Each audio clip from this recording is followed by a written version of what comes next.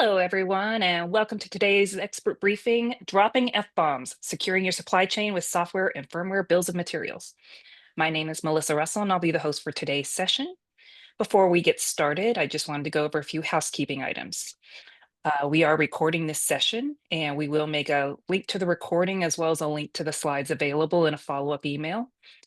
If you are interested in CPE credit, while we are not associated with the various organizations, we will provide you a certificate of attendance if you would like that to submit for CPE credit. At this time, we would also like to invite you to put in any Q&A into the chat. This is going to be conversational, so that the team will take a look at the questions that they come in and maybe pause and try and get some of those answered at real time. Otherwise, we'll save a few minutes at the end to address any questions. At this time, I'd like to go ahead and turn it over to you, Chase. Right on. Thanks, Melissa. Thanks everybody for being here. Good morning, good afternoon, or good evening, depending where you are. Like Melissa said, my name is Chase Snyder. I'm the Director of Product Marketing here at Eclipsium, and with me is the man, the myth, the legend, Paul Asadorian. Needs no introduction, but Paul, I'm going to let you introduce yourself anyway, and then we'll dive into the topic. Thanks, Chase. I'm a principal security researcher here at Eclipsium. I do other podcasts and such on Security Weekly and our own podcast called Below the Surface for Eclipsium, which, if you're around today, 3 o'clock Eastern Time, we'll be streaming live and digging into some of the UEFI vulnerabilities we discovered and F5, which we'll talk about in this webinar as well. Yes, incredible plug.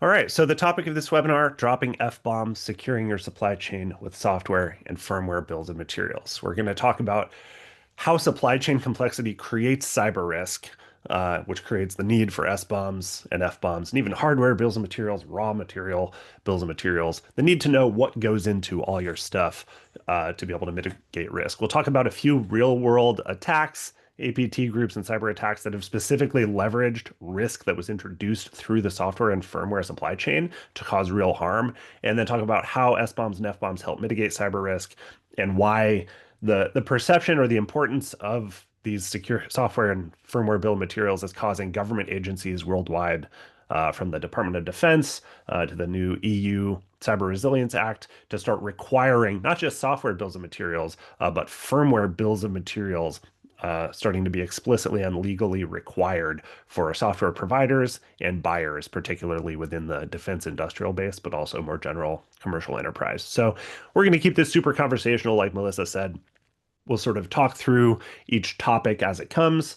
Paul and I will pass the ball back and forth, just talking about some important tidbits or recommendations about each subject, and we would love to hear from audience members. So any sort of question that you have, throw it in the Q&A, and we will answer those as they come up, hopefully, or if they don't quite fit into the flow at the time, we will get to them at the end. And if we don't get to it then, we'll make sure to get you your answer afterwards, along with the recording and the slides.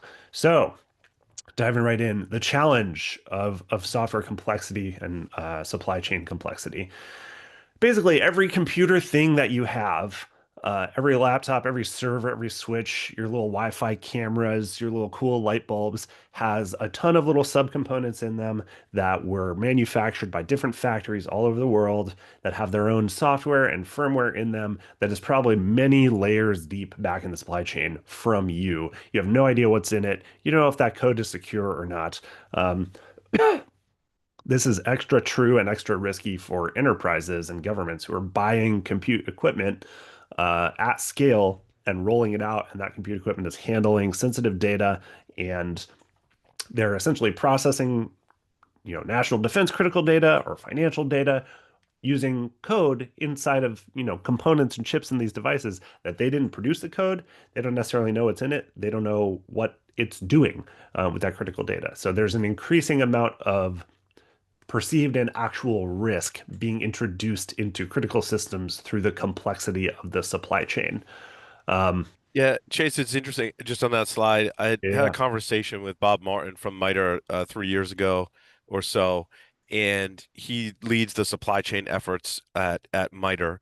And I had a laptop in front of me, and he pointed at my laptop and he said, the problem with this supply chain topic, the problem that we have is you didn't choose all of the components and firmware that came with your laptop. You bought a laptop. You didn't choose all the components and which of those components you have in there, which versions of the firmware, what type of firmware you have in there. It just came with all of that. So you either have to just trust the supply chain and all of the vendors that are involved, manufacturers, in making that laptop, or you have to do some level of verification before you trust, which is the preferred method. And I think this is a, very different in why we talk about below the surface. I think the definition of below the surface in this context is about choice, that you didn't choose these components, they came with your laptop. And now you have to trying to test or get vendors to attest what's in there and is it secure or not. Yeah, 100%. And you don't want to have to choose unless you're, you, Paul, might want to be able to choose right down Sure. to the bit level. Most people don't, especially, enterprise teams, they're already stretched thin. They don't want to have to choose those components, but you got to know. You got to You know gotta know what what's they there. are. Yeah. And the And that's difficulty, yeah, harder. yeah. Yeah, Right, yeah, that's harder. absolutely. Like when you get an operating system, you might choose the operating system, but in most cases for enterprises, it's Windows, and then you may choose the browser, and that's a lot more malleable. It's in your face. You use it every day. You can see it. You can see if it has updates, and have more luxury in the configuration and hardening of something like your web browser.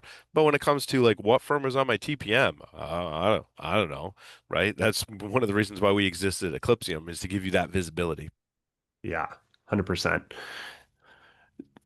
So this is just a depiction of the supply chain for a single Dell laptop. I'll give the great example of the laptop. A while ago, the Government Accountability Office put out this report that just emphasized the complexity here. So to build a single Dell laptop, they had suppliers in 39 countries, 10 in-house factories and 15 outsourced locations, 65 direct suppliers and 200 subordinate suppliers. So just a colossal global hairball to produce a single laptop. And when it's chips and components and baseboard management controllers and software and firmware, they're all going through a bunch of different steps to get to you. Each of those steps introduces the potential for just a mistake, a vulnerability to be introduced, but also for an intentional malicious backdoor to be Yeah. introduced. And in times of increasing geopolitical tension, that possibility or the sort of perceived risk of that gets ratcheted up. For the Department of Defense, obviously, this is an enormous topic of thought. So the DoD supply chain risk management document has this awesome diagram that just shows the kinds of risks. And not all of these are software or firmware specific types of risk. They talk about, the potential that the only supplier of a particular part gets disrupted by weather. Okay, that's big. Counterfeit parts. Okay, that's getting a little closer. You think you're getting a chip from a certain supplier and it's actually not from them. How do you trust that? But then software and firmware supply chain attacks making their way into, a fighter jet or a military satellite or something like that. You can imagine the potential impact of that. And there's no reason to imagine that the big geopolitical players are not attempting to do this type of subterfuge or espionage.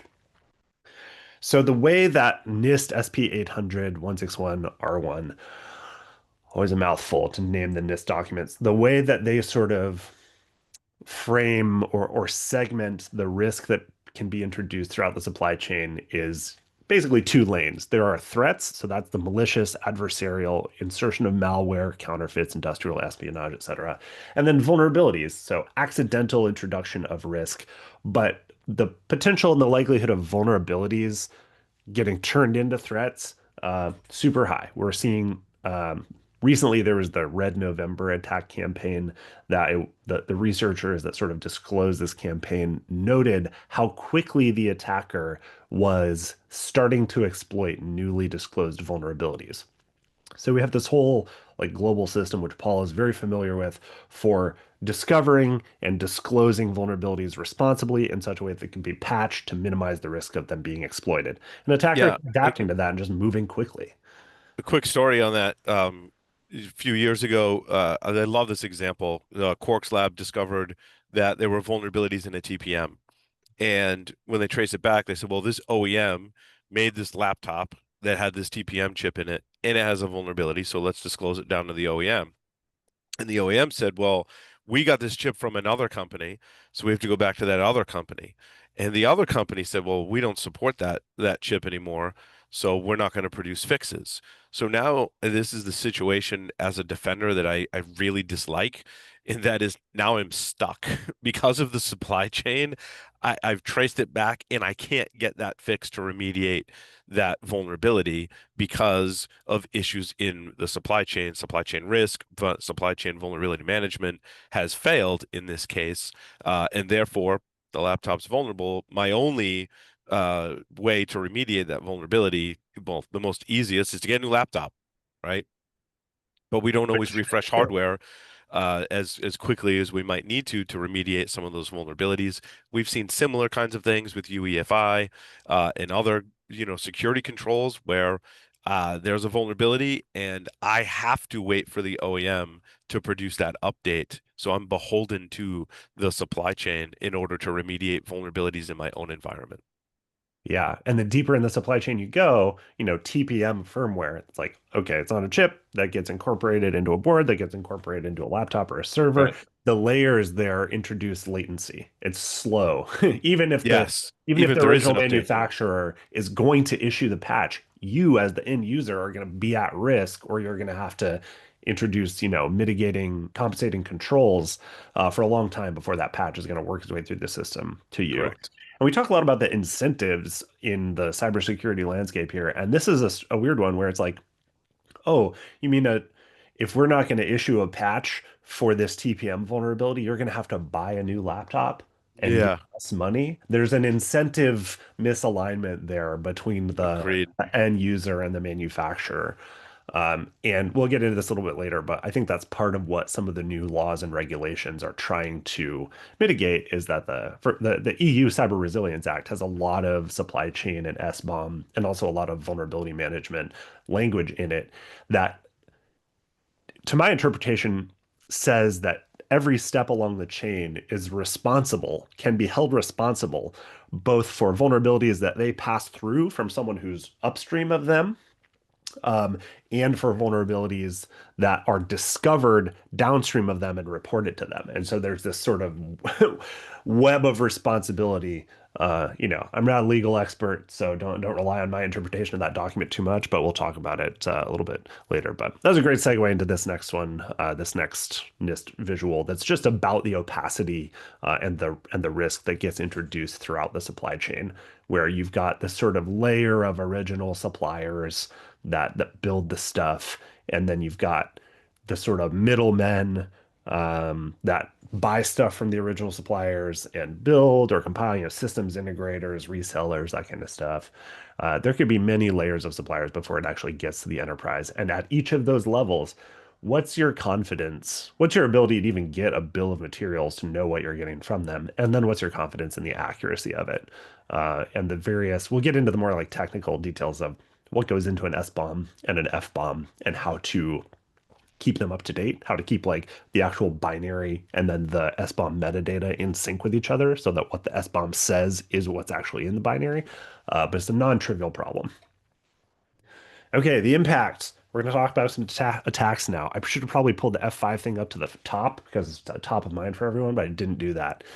But I think maybe Paul has this feel. We'll just like speed run through a couple of these examples of attacks. And then if we want to, double click on any of them and talk about the kind of supply chain impact or how an SBOM could have helped in this situation, we can go back to it. But yeah, okay. So Salt Typhoon, it's a little bit less in the news now, but still a huge deal. Compromised the U.S. National Guard for nearly a year, targeting vulnerabilities in Palo Alto, Global Protect, and next-gen firewalls, and Cisco networking gear. Okay, so the supply chain aspect, we talked about laptops and stuff before. It's a whole different ballgame when it comes to enterprise network gear because these are organizations with proprietary code and proprietary stuff inside their boxes that they don't really want to disclose. And so, I have a great analogy for this one, Chase. yeah, yeah. So if you remember the movie Pulp Fiction and you got the briefcase, and Uh-huh. when you start watching Pulp Fiction, you're like, what is in the briefcase? I gotta know what's in the briefcase. And everyone's like, no, no, no, no. You're not supposed to look in the briefcase. That's kind of the same thing when we acquire these edge devices or network security appliances. They give you the Pulp Fiction briefcase, and they're like, no, no, no, no, you're not allowed to look inside. Like, just trust us. It's secure. It's a security appliance. Shouldn't have any issues. You shouldn't need to look inside of the briefcase. The problem is when we get it, we want to look at what's inside the briefcase because it doesn't have vulnerabilities. Is it going to be harmful to us? How do I validate what's inside of the briefcase if I can't look inside of it? And that's kind of the struggle that we have today, where the vendors are dropping off a box. It sits on our network, typically exposed to the internet, and we're not really allowed to look inside of it like we do other operating systems and devices in our network, such as servers and desktops. Right, Yeah. it's much easier to put an EDR system on there, put a vulnerability management agent on there, and add on all of these security controls and software to a Windows system. But if someone drops off a Linux-based appliance, we're not allowed to look inside or do anything to put security controls like an EDR on them. Yeah, for sure. It's like how many folks who are buying these network appliances are even really thinking, top of mind about the fact that they're Linux based, that it's some flavor of Linux, but it's been, modified flavor of Linux. I don't want to extend the Pulp Fiction metaphor too far, but it seems like a lot of people died in the transportation of that briefcase, huh? So, Right. Yes. uh, so another big one also recently in the news is UNC 3886, targeting critical infrastructure internationally, but particularly US, Singapore, and Canada. And this is an interesting one because Mandiant has done a bunch of investigation about UNC 3886 over the past year or so, and has specifically noted that they are moving toward targeting these network edge devices and routers and stuff because those things, as you were just noting, Paul, are not able to host an EDR agent. They're generally more difficult to monitor. And so they have noticed, the attackers, I mean, UNC 3886, has noticed that there's a defender blind spot inside this network stuff that they can sort of sneak around in and reduce the likelihood that they'll be detected. They can stay in there longer, and it just happens to be, in these network appliances that also have a lot of access and a lot of, they're pretty optimal as a sort of beachhead to do lateral movement and sort of mapping out the territory of the target environment. So this semi-intentional blind spot in the supply chain has been noticed and is being increasingly exploited by these cyber attackers.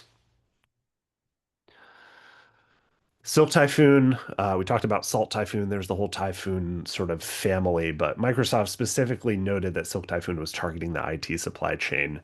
They're targeting remote monitoring and management, managed service provider companies, anything that has these kind of hooks into your environment, but also has an external surface that you as the end user don't necessarily control.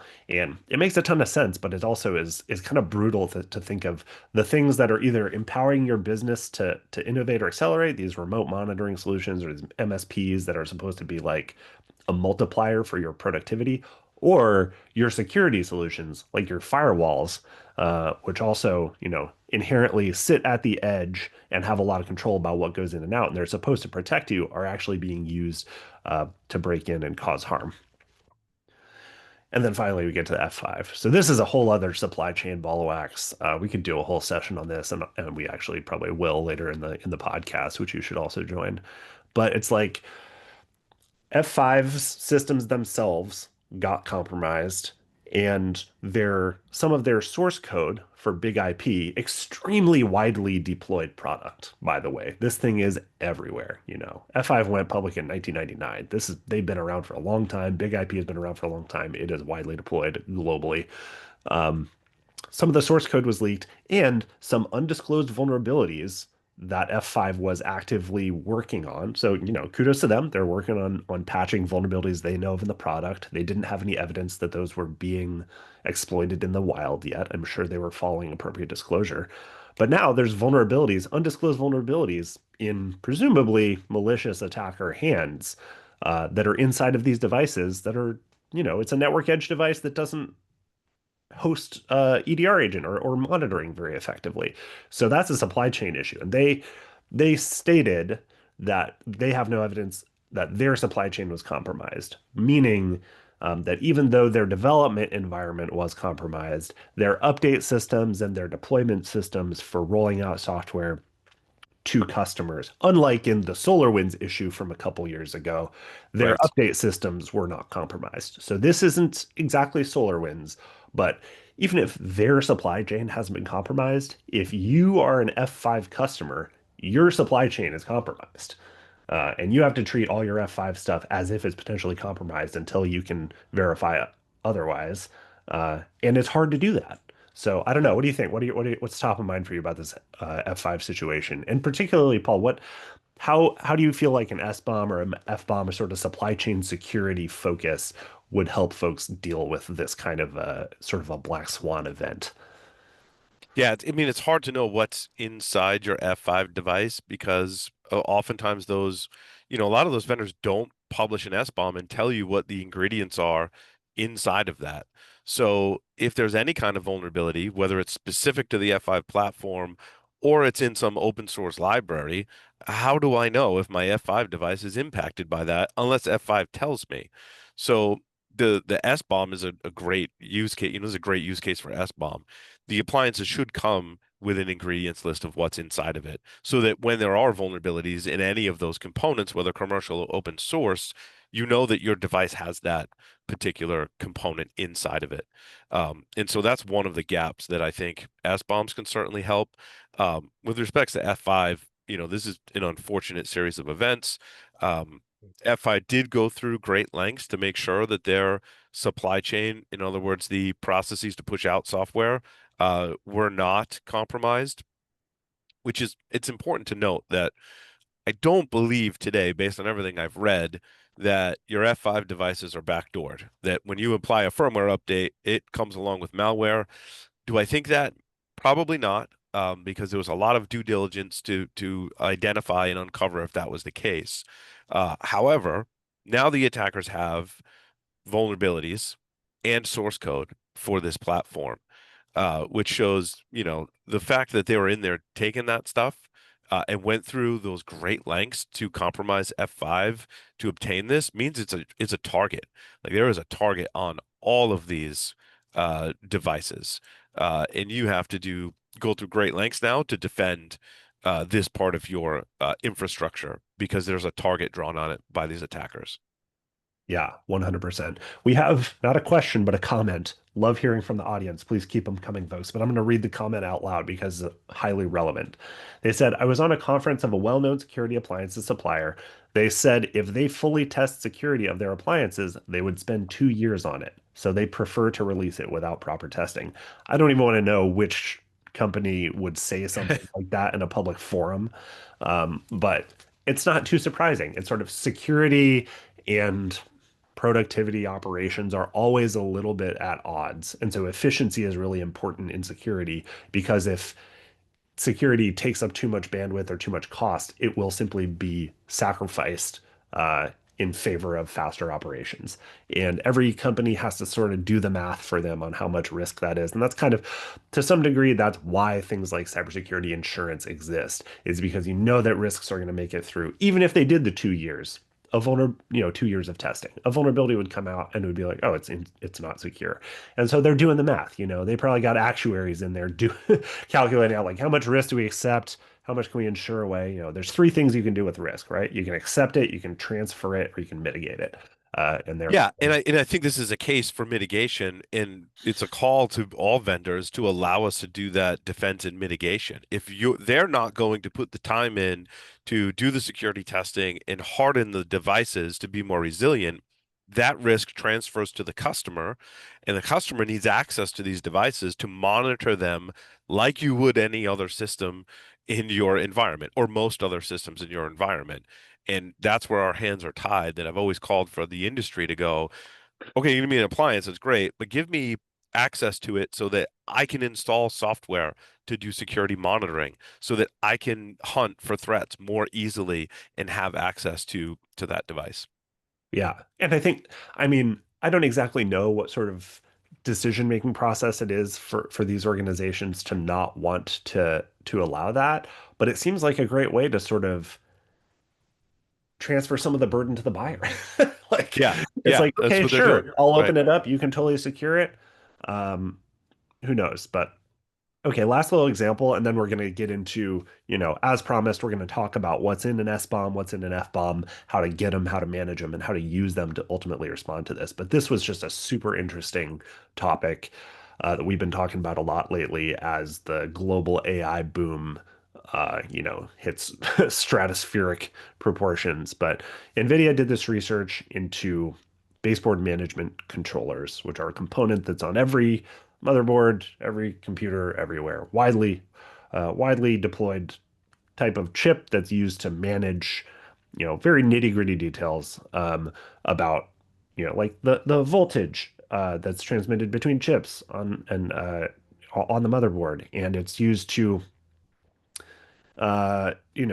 it's able to manage what's going on the motherboard, even if the power is out, even if the host operating system is not accessible. It's sort of a last ditch like line of management to be able to manage technology throughout a data center or in a device when all the other options are gone. So A, it's deeply buried inside the environment, has firmware on it, and it's often, has a management interface that can be exposed in various ways, and it can have vulnerabilities on it. And NVIDIA explored 18 different vulnerabilities in BMCs that are used in various NVIDIA technologies.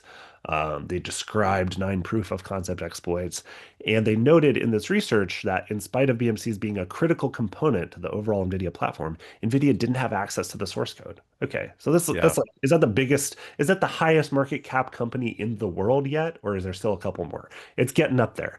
And they didn't have access to the source code that they were putting in their critical systems, their core products. And so it was hard for them to identify the vulnerabilities. And then they did identify the vulnerabilities, and they were like a pretty big deal. And just this year, Eclipsium discovered a baseboard management vulnerability that was added to the CISA known exploited vulnerabilities catalog, which means that these vulnerabilities are being actively targeted.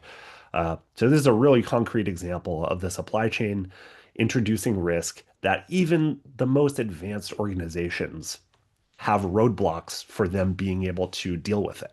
You know what I mean? Yeah, it's a Yeah, non-trivial problem.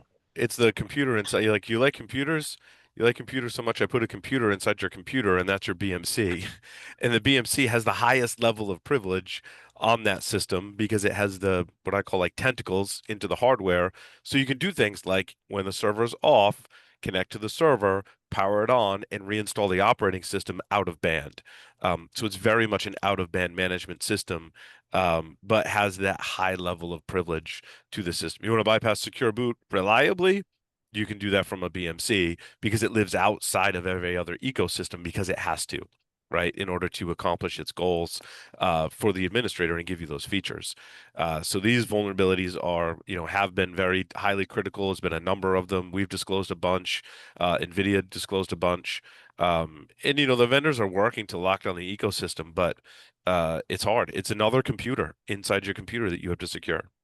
Yeah, it's like a supercomputer inside your computer, not in a sense of its overall power capability, but it's like a Its whole level of computer, access. yeah, Yeah. with super deep access and high privileges. We got some other great comments here that I'll just read aloud before we jump over the next section. But someone noted, we reported a CVE to CISA. They said you need to disclose to the vendor. We mailed the vendor, but no reply month after month. We disclosed at a conference, and we got in a legal fight. Okay, so the whole system, there's a Ugh. lot of friction. Yeah, Paul is like, oh boy, Uh, been there. Yeah, Paul works on I hate it engineering. when disclosure goes wrong. I help Yeah, run our vulnerability disclosure program here at Eclipsium. So I'm with you. I'm with you. It does happen. Not every vendor is as responsive as we would like them to be, obviously. And it's super frustrating when it's something that we believe is critical, right? Fortunately, we've had pretty good luck in disclosure, and that's gotten better in the past 25 years, certainly. But there's still, cases where uh, disclosure does not go well. So 100%. Last comment on this section so far. Thank you for the audience for who's commenting, by the way. Please keep the comments and questions coming. But another comment, once I found a security hole in an internet banking app. CISO called for a meeting of about 30 people. When I explained the issue to them, director of online banking told me, we don't care, we're insured. I canceled my bank account yeah, right after the meeting. Yeah, it's like you gotta, even as a consumer, you gotta make your own Make your own choices. And I'll say that the online banking apps are not super inspiring security wise. I use them, but I'm not going to say which one on a recorded format. Okay, someone is asking the question, can you comment on the C-bomb distinction and the Cyclone DX standard? Paul, you want to take that one? Oh, I saw that that just came in. I'm not sure what the C-bomb distinction is in the Cyclone DX standard. I'll have to research that and get back. Yeah, can you? Okay, we'll maybe do a little Googling during the call and see if we can answer that one. Or if you want to clarify the question, like what sort of a comment you're looking for on the C-bomb distinction and the Cyclone DX standard. But anyway, the ultimate point here, we've talked a lot about all these components. This is just an illustration of the many different components in an environment that might have or do have firmware. They're running some flavor of Linux. A smart NIC, network interface card, could be running a whole Linux inside of them. And that, just is another attack surface that attackers are increasingly going after. So now we're going to get into the meat of the discussion, how software and firmware bills of material can help with mitigating the risk that is introduced throughout the supply chain. The whole purpose of an SBOM or an FBOM is to help you in some way deal with the risk that inevitably comes in through your supply chain.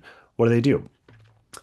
International agencies right now are rapidly moving to curb supply chain risk. So we talked about the EU Cyber Resilience Act, which has a lot of firmware and hardware or and software supply chain security requirements in it. Any company bringing a product with digital elements to market now is responsible for providing an SBOM, for seeking vulnerabilities in those products, and for either patching or mitigating or notifying the responsible party to patch or mitigate those vulnerabilities. So that's a huge amount of responsibility on essentially every link in the chain for uh, digital products or products with digital elements. That's going to affect probably similarly to how GDPR worked. It's like this is an EU law, but companies are international, man, especially if you're producing digital, products with digital elements in them. So likely any organization that is bringing products to market in the EU, which can be many, many organizations throughout the globe, is going to need to figure out how to comply with this new law. The Golden Dome, this is a new missile defense system in the United States, really explicit language about firmware bill of materials in the requirements for this thing. There obviously is increasing concern around getting making sure that you're not introducing any risk into defense systems by buying firmware that you don't know what's in there, where it came from. So we've got all kinds of new laws and regulations. And just last month, CISA and the NSA released this document that they call a shared vision of a software bill of materials for cybersecurity. So increasing rate of sort of government publications trying to clarify what an SBOM is, what it does, how to use it, why to use it. Even though there's a lot more publication happening around this, I feel like we're still early. I mean, SBOMs have been around for how long, Paul? Like a decade plus. The notion of the S-bomb has been around, Yeah, the but notion's been around for a while, and there's certainly been a lot of efforts recently to really make them more useful, make them more widespread, wide adoption. Alan Friedman has done a lot of work in this area to really promote the concept of S-bombs. yeah. So this is a great document, and I think it contains a great sort of synthesis of what the point of these things are, which is to reduce significantly the time to identify and respond to vulnerabilities. They note that without an SBOM, each actor is dependent on upstream suppliers. That's exactly what Paul was talking about with the TPM example, where if Mhm. you're dependent on an upstream supplier and they're dependent on an upstream supplier and they're dependent on an upstream supplier, it is going to take you a long time to even find out about a vulnerability in your environment, let alone get any sort of a patch out there. And by flipping the script and getting the ability to extract and generate S-bombs and F-bombs of anything that's in your environment for yourself, you can really turn that around and hold your vendors more accountable, but also protect yourself a lot sooner by figuring out where those vulnerabilities are you need to Yeah, get compensating Chase, controls I for. was looking for a good spot to answer John's question, which Yeah, yeah, segues hit into it. some of my other thoughts as well. So, CBOM is your cryptography bill of materials, and that brings up 3 points that I have in my head that I would like to see bills of materials incorporate. I'm not sure the state of where these are today, but first and foremost in my mind is when I look at a device and look at the firmware, the first two questions I have are, is there some kind of firmware signature validation that says, is this firmware, valid to run on this system, which uses some type of cryptographic element? And then is the firmware encrypted as well? So those are the first two things. It would be nice if the SBOM would tell us, hey, when you buy this device, here's the SBOM. And by the way, we do firmware signature validation and firmware encryption, and here are the cipher suites or encryption types that we use for that. The next thing is inside the system in general, what encryption protocols are you using? So how are you hashing local user passwords? What, method are you using for that? Are you using SSH or SSL, and what cipher suites and encryption protocols are you using for that community? If it talks to an API, for an example, how does it do that communication? And what encryption protocols are is it using for that? Uh, the final thing is kind of interesting and is a kind of a newer notion. I'm not sure if we're even talking about this yet, but that is with this device, I want, if part of the SBOM, to give me insights into the root of trust. So if it implements some type of secure boot, I want to know that, right? And then I want to know like what software has been validated to work with that particular root of trust on that device. So I want information about the root of trust. This came about with the framework signed UEFI shell research we released. I was like, it'd be nice from the vendor, whoever the vendor is, I'm not picking on framework, whoever the vendor is, hey, when I buy your device, hey, here's a list of software that's approved to work with this root of trust. Here's the software that we've revoked, and put that in an SBOM consumable format. So on the encryption, John's a great question. It kind of triggered some of my thoughts on those issues. Yeah, yeah, great question, great answer. Thank you, John. Thanks, Paul. So yeah, carrying on the sort of narrative of how F-bombs and S-bombs help. This is an illustration, honestly, a fairly simplistic one, I think, from that same CISA and NSA document, but it does depict what we're talking about here, where if you're a buyer, this little gray circle person, and you buy a product and you don't get an S-bomb with it, you can't generate an S-bomb. You probably have a bunch of these little blue circle components in here that are opaque to you. You don't know what's in them. It's got motherboards and chips and stuff on there, but you don't know whether it has the, the log4j component that turned out to be vulnerable and was widely exploited and turned into an enormous, it was kind of a watershed moment in the open source supply chain attack. It was a supply chain security crisis, Chase. Yeah, Not just a vulnerability, a not supply just chain a security vulnerability. crisis. Put it on a shirt. That's right. Yeah, the supply chain security crisis is real and it's spectacular. So having this information ahead of time, it doesn't stop you from being vulnerable, right? Like just knowing this is in there doesn't stop you from being vulnerable, but it reduces your overall manual effort and the time-consuming investigation that you have to do to figure out sort of inventory of all your vulnerable assets so that you can move on from that part of the investigation more quickly to the compensating controls. And that's so in CISA's Emergency Directive 2601 that they issued about the F5 security incident, the first instruction that they give to federal agencies is to inventory all big IP hardware and every instance of like 5 or 6 different F5 operating systems or softwares that could be running on big IP or on other F5 products. So the first thing to do is inventory. And they got a short time window. The total deadline for that emergency directive is like October 22nd. They got like a couple of weeks. Not even like a week and a half. And doing that kind of inventory is hard. Think about how much harder that is for an open source component is like buried deep inside, your various things. Knowing what you have ahead of time can accelerate or shorten what might be the longest and most difficult part of an investigation when you learn about a vulnerability or an active attack. Um, so with that, we get into what should actually be in an SBOM because there's a tons of different ways that you could slice and dice this. Our commenter earlier was talking about the SBOM DX standard and the updates to that. You know, there are these standards out there that tell you what exactly should be in there because there's a certain amount of information that you could include in SBOM that would just be too much. And it would be stop being useful because it's too much to act on. It's like, you know, you can't parse it quickly enough for it to be helpful. And so there are, you know, zillions of experts out here trying to identify what sort of information you need to have in there to make it be useful and have it actually do that acceleration of the discovery and inventory of vulnerabilities so that you can respond more quickly. So in 2025, CISA put out this document that is the minimum elements for a software bill of materials. Um, this is not like a legally binding document. Currently, you know, they describe it as a pre-decisional draft, but this is the table of basically the data fields and the descriptions that they think of right now as the minimum, uh, you know, set of information that should be in an SBOM. And it's, you know, interesting stuff. Who produced the software? Who created the SBOM?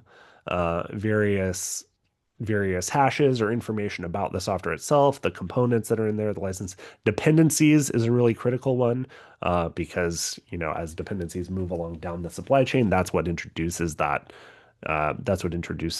opacity or the difficulty in sort of untangling where the vulnerability is and what downstream might actually be affected by it. So, Yeah, it's particularly challenging with commercial components that are included in your devices. And the example I've have is Zixil had a vulnerability in its firewall platform, and it was with a piece of software that was not open source, commercial piece of software that implemented the IPsec VPN functionality. And I think it's somewhat challenging for SBOMs to enumerate that software because if I traced back that particular software to like, you know, six different companies that had all gotten bought out at some time and acquired. And so getting a fingerprint or identifier for a commercial piece of software, even open source, but more so with commercial, can be difficult to identify in an SBOM to answer the question of, like, hey, maybe I don't have a Zixil firewall, but maybe I have another firewall that included that commercial component. It has to list that in the SBOM and identify it as being potentially vulnerable. So, yeah, we got a solid question in the chat that I feel like we might as well dive into now. Do you think DICE can replace TPM/TEE? And if yes, can S/FBOMs be used in DICE? So DICE is the device identifier composition engine.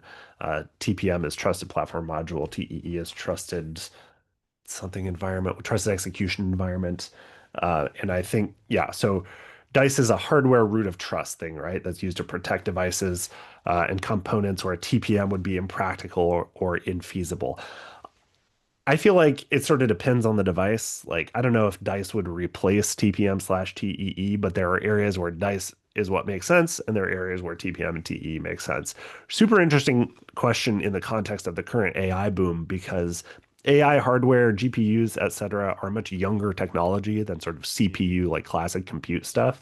And the big AI shops, you know, OpenAI back in like 2024 was talking about how confidential computing was not as evolved in AI infrastructure as it is in other general compute infrastructure. There just it wasn't sort of built for that. It's like AI hardware went from being for graphics, for gaming, to being for mining Bitcoin, to now being for AI data centers. So it's gone right. on this wild journey of different use cases and the evolution of its confidential computing and sort of the overall security of it in that way has been commensurately kind of rocky and not, you know, it's just not as far along as CPU. But I don't know. What's your take, Paul? Do you think DICE would replace Yeah, I TPM/TEE? I'm not familiar with Dice. It looks like it's like TPM but for embedded or IoT systems, Hmm. which the I guess the problems that arise when you have an embedded or IoT system is much like we have with cryptography or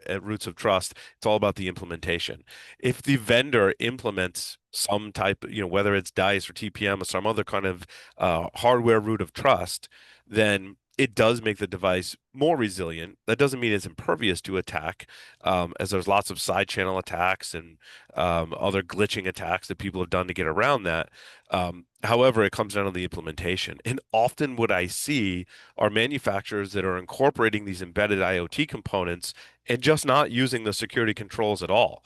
So I'm like, whether it's DICE or whether it's some other kind of thing, use some kind of hardware security controls and root of trust.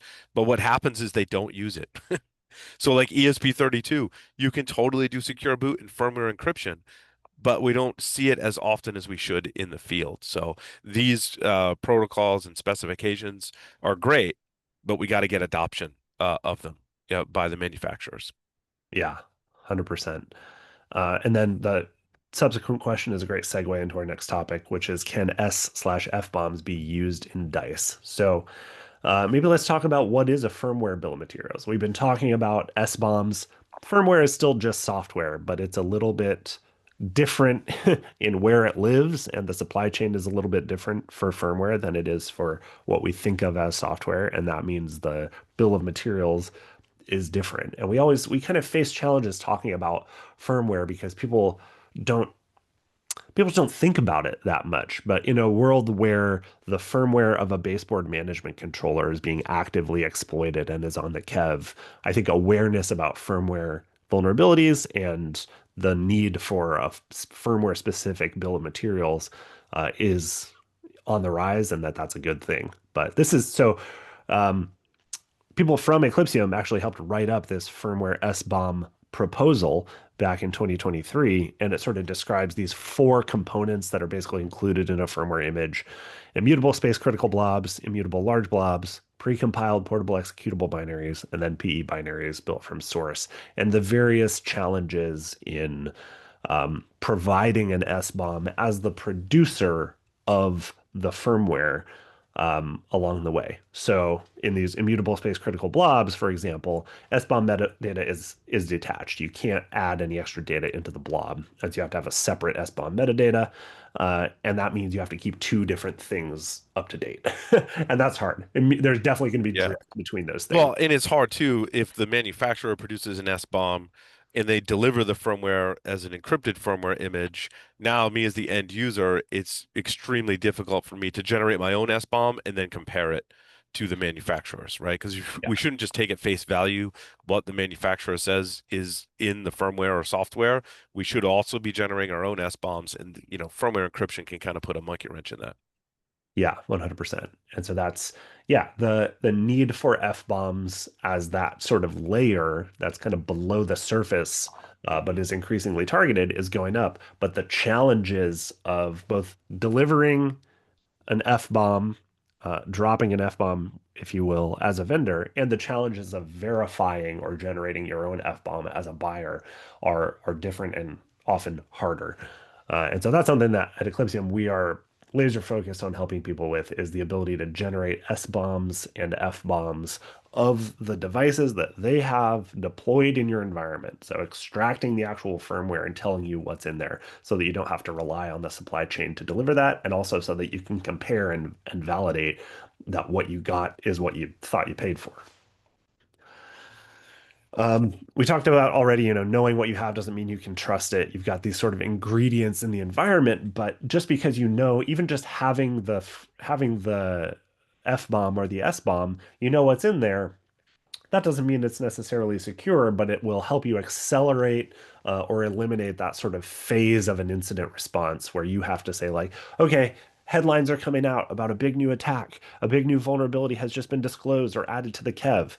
A question that we constantly get at Eclipsium when that happens from customers is, do we have that? Do we have that in Yeah. our environment? So knowing what you have doesn't mean you can trust it, but knowing what you have really accelerates your ability to respond when you find out about something that's going on out there in the wild. And so that's here's where we can. Oh, okay. We got one last question before I transition into talking a little bit more about Eclipsium. One last question. We are talking about firmware, but what do you think about the attack surface for firmware manifest and also diversity in format of firmware manifest? I'm going to immediately punt that to Paul. Yeah, I'm not sure what is meant by the firmware manifest. I'll have to Is get back that to him on that one. Yeah, is that the same thing as the firmware bill of materials, essentially? The manifest being like the description of what's in it. It's not a term that I see around a lot, which is a little surprising to me because we are like extremely firmware centric over here. But um, Well, there is a hesitation from manufacturers to not produce an SBOM because that would give people a list of potential vulnerabilities to then exploit, right? And make it easier for attackers to kind of speak to the attack surface portion of it, gotcha. right? Okay. Okay. So the questioner says it's during firmware remote update. So it seems like a firmware manifest is a metadata file that describes the update image and the information that the device needs to validate, download, and install the update. So I can imagine a situation where the firmware manifest, sort of like misdirects you and basically is used as a way to get you to download other firmware that is not exactly what you were expecting. If it's the information that your device is using to download and install a remote firmware update, if that became compromised, then it could potentially essentially redirect you to a malicious download instead of the download that the device actually needs or what you actually thought you Yeah. were getting. That's just off the top of my head, how I And would. again, that comes down to implementation. In UEFI, we call that a capsule update, and that should be signed.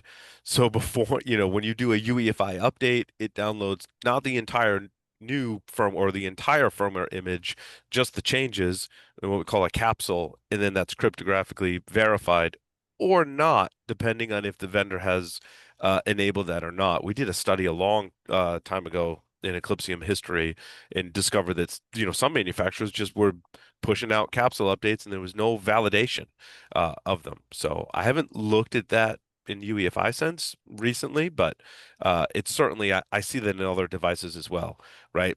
Some of the disclosures we've made and others, like, hey, the webcam is a great example. It wasn't validating the firmware, so attackers are able to put tampered firmware on those devices. So Yeah. another Well, Paul, implementation. what Paul's referring to, I think, is the research Bad that cam. we disclosed, yeah, which we called bad cam, which was a case in which a Linux-based webcam was able to be Yeah, hijacked. they look like Basically, this. This is looks actually this might be exactly running, like that. and this one I believe, yeah, this is the one that's running the tampered firmware on it. So Oh, incredible. yeah, So that is potentially, just to keep that thing can inject keystrokes into your computer, it did. right? I have a bad USB attack that is configured on that webcam. So Yeah, so hopefully that I don't know is some good food for thought on the question about firmware manifest. It's a good question. It's a that's part of the supply chain. So okay, in our last couple minutes, we'll just do a little bit about how Eclipsium helps. And as we've been talking about this whole time, we think it's really important to be able to get the firmware or software bill of materials out of stuff that you have running in production in your environment. Whether or not you got that stuff from the vendor, being able to extract it yourself just so that you have it for incident response purposes, or to compare with what you got from the vendor and hold them accountable to delivering you a secure product.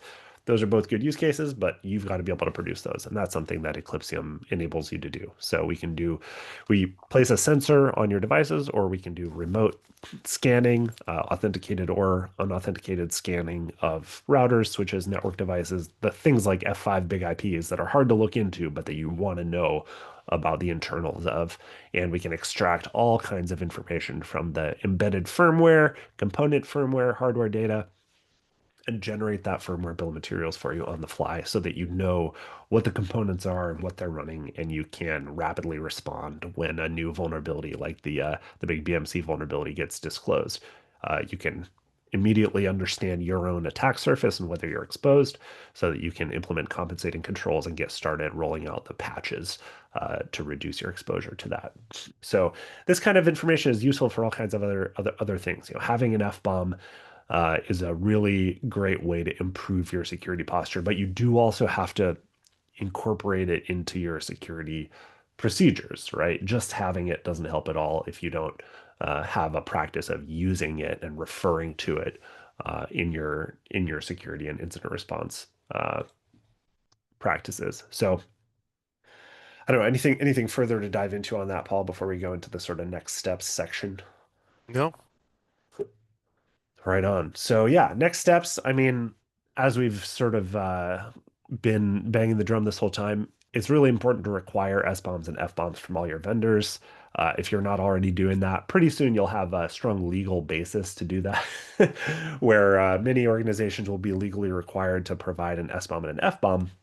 What the minimum basic requirements of that are, hard to say. CISA has their concept of what a minimum SBOM should be, but whether that is the standard that's used to, enforce a legal requirement against your vendors for what they provide, it's possible that they would provide something that has less information in it than what you need to know, and that risky stuff will still slip through the cracks. But requiring SBOMs and FBOMs from vendors, including for stuff like firewalls, VPNs, load balancers, routers, switches, those kind of network gear that are increasingly targeted, is good practice.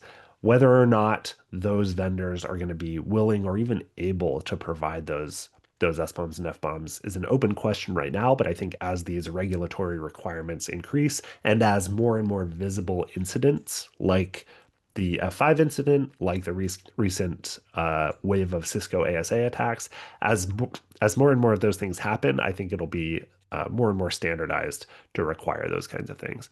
And then acquire a tool. This is a shameless plug for Eclipsium. Get something that can generate on the fly SBOMs and FBOMs for technology in your environment. You're not starting from zero right now. You already have stuff rolled out in your enterprise.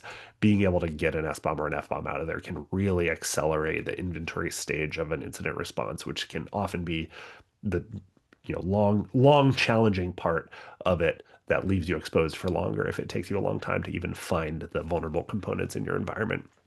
And then updating your incident response processes and procedures to incorporate referencing those SBOMs and FBOMs as you work on that sort of inventory and posture assessment during a regular sort of security posture assessment or during an incident response. So these are all things that Eclipsium is really great at helping out with, and we've got a plethora of online demos. We'd be happy to deliver a customized demo in your own environment if this is the kind of thing that you feel your organization is ready for. If you're at a maturity stage where you feel like you've got the bandwidth, you've got the capacity and the urgency to get SBOMs and FBOMs. If not now, then soon. It's a good idea to be incorporating this into your security practices and procedures. And with that, we'll say thank you. Thank you to everybody who put questions in the chat and comments. Really fun conversation. Paul, thank you so much for bringing your expertise to the table here. I know you are a extreme Thanks, Chase. firmware expert, and everybody would do well to listen to you. And join us in like one more hour for a podcast deep dive. Just go find Eclipsium on LinkedIn and you can find our live podcast where we're going to go way deeper on UEFI vulnerabilities and the big F5 security incident. Thank you so much, everybody. Melissa, take it away.